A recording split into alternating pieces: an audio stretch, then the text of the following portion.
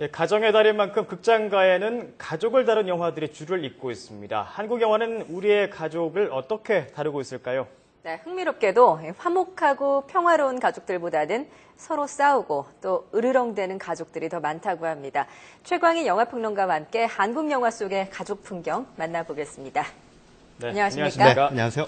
네, 5월 가정의 달입니다. 가족의 소중함을 되새겨보는 달인데 우리 영화에 나타나는 가족들은 정말 저래도 되나 싶을 정도로 굉장히 이제 좀 문제가 있는 가족들만 등장을 하는 것 같아요. 왜 그런 그렇습니다. 건가요? 근데 뭐 비록 비단 가족들뿐만 아니라 영화 속의 인물들은 대부분 다 불행합니다. 예. 그러니까 영화는 행복하지 않은 사람들을 이렇게 비춤으로써 우리 삶을 이렇게 반추하게 만드는 그런 매체죠. 예. 그런 면에서 이제 행복한 가정이 등장한다면 정말 재미가 없겠죠.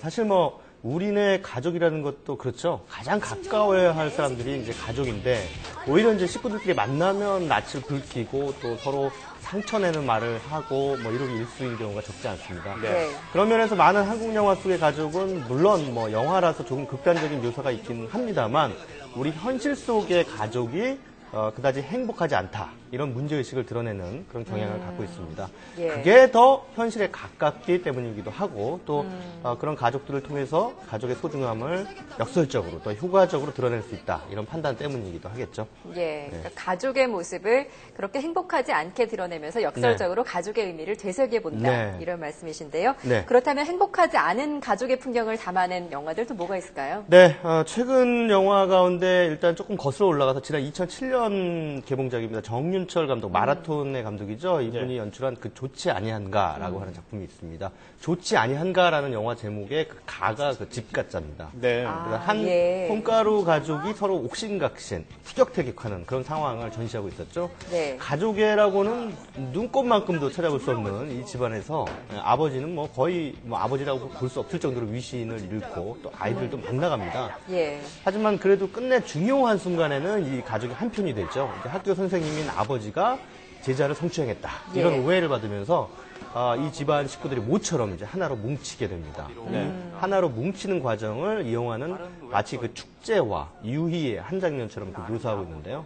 평소에는 뭐 남보다 더 멀게 느껴지고 대화도 거의 나누지 않지만 결정적인 순간엔 결국 한편일 수밖에 없는 것. 예. 그리고 또 함께 노는, 그러니까 유희의 순간을 나누는 것. 이게 바로 가족의 본질이 아니겠느냐 하고 예. 영화 좋지 아니한가는 설파를 하고 있는 것이죠. 예. 그 옛날 영화 중에서도 가족의 탄생이라는 영화도 네네. 이런 영화 중에 하나였던 것 같은데요. 맞습니다. 2주 전에 가족의 탄생이라는 영화도 설정은 그 콩가루 가족이긴 합니다만 네. 앞서 말씀드린 영화보다 훨씬 더 극단적이죠. 그러니까 예. 대책 없는 남동생이 누나 집에 딱 그 연상녀를 애인이라고 데려오죠. 근데 이 세 사람이 이제 불편한 동거가 이제 펼쳐지게 되는데 이들뿐만 아니라 이제 툭하면 유부남 아저씨하고 사귀는 로맨티스트 엄마 그리고 그 엄마를 한심해하는 냉소적인 딸 이들의 사연 역시 담아내고 있습니다. 영화 가족의 탄생은 처음에는 옴니버스 형식으로 각각 다른 설정의 다른 사연을 펼쳐놓다가 나중에는 그게 이제 마치 그 강물로 이렇게 쫙 모이듯이 한 물줄기로 만나는 그 독특한 구성을 보여줬는데요. 네. 이런 형식을 통해서 혈연으로 묶이지 않은 이들이 더 살가운 가족애를 만들어 나가는 그런 과정을 풀어냈습니다.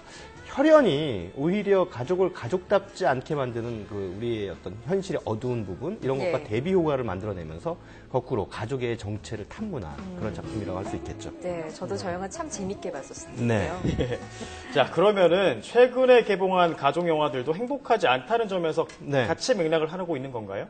그렇습니다. 이제 고령화 가족이라는 영화가 이제 최근에 개봉했습니다. 2주 전에 개봉했는데요. 천명관 작가의 원작 소설을 이제 송혜성 감독이 영화로 옮긴 작품입니다. 네. 이 영화 고령화 가족은 제목 그대로 평균 연령 47세의 한 가족의 이야기를 담고 있습니다.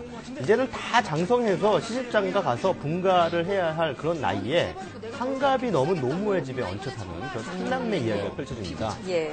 첫째 아들은 교도소를 들락날락거리면서 이제 평생을 사고목지 백수로 사는 그런 한모라는 인물이고요. 또 둘째 아들은 흥행에 실패해서 월세방에서 쫓겨난 영화 감독입니다. 임모라고 하는 인물이고요. 또 막내 여동생이 있는데 이제 미애라는 인물. 두 번째 이혼을 한 뒤에 중학생 딸을 데리고 무작정 어머니 집으로 오게 되죠. 예. 이렇게 삼남매가 한 집에 모이긴 합니다만 이들의 관계는 뭐 그야말로 남보다 더 차갑습니다. 네. 툭하면 서로 싸우고 또 비아냥거리고 으르렁거리고 예. 시쳇말로 콩가루 가족입니다. 예. 영화는 이런 콩가루 가족의 에피소드를 보여주면서 이 막판에 이 집안을 둘러싼 거대한 비밀의 베일을 벗기기 시작하죠. 어쨌든 이 영화 고령화 가족에는 그 유난히 삼겹살을 구워 먹는 장면이 아주 자주 등장해요. 그래서 네. 영화 보고 나오신 뒤에 삼겹살 먹고 싶은 마음이 생길 수도 있는데요. 예. 윤여정 씨가 어머니 역할을 맡았는데 그 어머니가 그저 밥을 같이 나눠 먹는 것만으로 식구로서의 그 행복감을 확인하려고 하죠. 어쩌면 바로 그런 장면들이 이 영화의 주제의식을 아주 함축적으로 보여주고 있다라고 예. 볼 수 있겠습니다. 말하자면은 한 밥상에 둘러 앉아서 맛있는 것을 이렇게 나눠 먹는 사이. 그러니까 식구라는 것 자체가 다른 모든 것을 떠나서 가장 중요하다는 거. 식구라는 것 자체가 그 밥을 같이 먹는다는 뜻이니까요. 예. 그래서 평소에는 서로 그 못 잡아먹어 안 다를지라도 언제 그랬냐는 듯 함께 밥을 먹는. 그게 결국 가족의 본질이 아니겠느냐. 참 이렇게 같이 말하고 밥을 있는 거죠. 먹어서 네. 식구다라는 게 참 다정하기도 하고 또 네. 어떤 면에서 좀 씁쓸하게 다가오기도 하는데요. 네. 아버지와 딸을 다룬 또 가족 이야기도 있다고요? 예, 그렇습니다. 지난주 개봉한 작품인데요. 최강희 씨, 저하고 이름이 좀 비슷한데, 최강희 씨가 주연한 미나 문방구라는 작품입니다. 예. 지방 소도시의 그 초등학교 앞에서 평생 동안 그 허름한 문방구를 운영하던 아버지가 네. 갑자기 쓰러지죠. 그래서 이제 때마침 정직 처분을 당한 공무원 딸이 있었습니다. 그게 미나예요. 그 아버지를 대신해서 임시로 이제 이 문방구를 떠안게 되죠. 예. 근데 어릴 적에 이 문방구집 딸이라는 이유로 지금 방금 나왔다시피 문자가 떨어지는 바람에 이제 당구 이렇게 여자만 남았죠. 그래서 당구라는 논리는 늘 이렇게 당했던 아. 그런 기억이 있기 때문에 미나는 처음부터 이 문방구를 운영하는 게 딱 탐탁치가 않습니다. 예. 그래서 아버지 의사하고 상관없이 이제 문방구를 차려치울 생각에 골몰을 하게 되죠. 지금 방금 금매 표시를 이렇게 붙였는데, 하지만 미나가 이제 이 문방구를 운영하면서 또 바로 앞에 있는 초등학교에 다니는 그 천진난만한 아이들과 저렇게 교류를 하는 과정을 통해서 아버지의 마음을 서서히 이해하는 그런 예. 상황을 보여줍니다. 그래서 처음에는 아이들에게 막 대하다가 나중에는 아주 좋은 문방구의 주인이 되죠.